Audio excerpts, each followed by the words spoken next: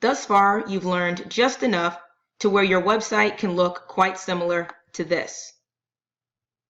You've learned how to create a header, as well how to create a footer. Additionally, you've learned how you can change the background. You've also learned how you can add in text and the different formats for text that might be the most visually appealing. You've also learned how you can add in an image or video. And lastly, how you can add in a slider or a gallery.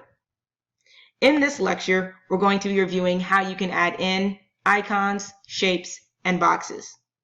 And these elements give your website another visual appeal just because you're seeing right now just a lot of text and images. And with the icons, shapes, and boxes, it gives your website another feel of professionalism and it gives it more visual appeal.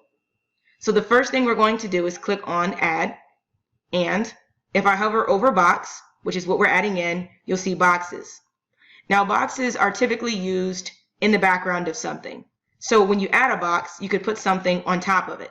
So I'll click right here, and I just added this yellow box.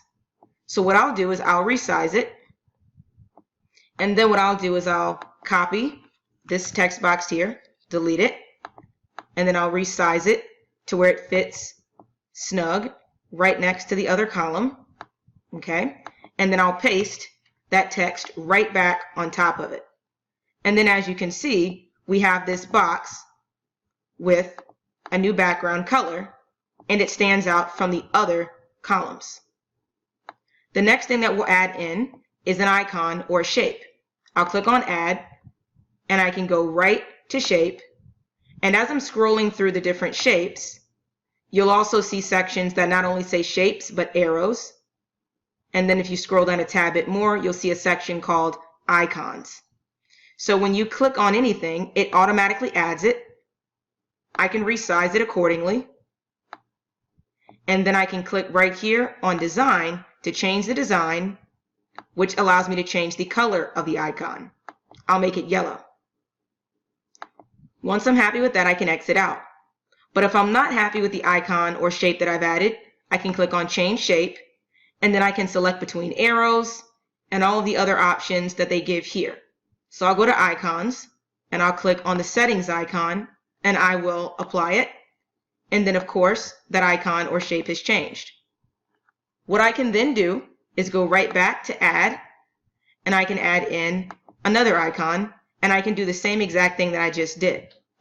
Notice that above these columns, I'm adding in different icons, and ultimately I have continuity because it's the same thing across all of the columns.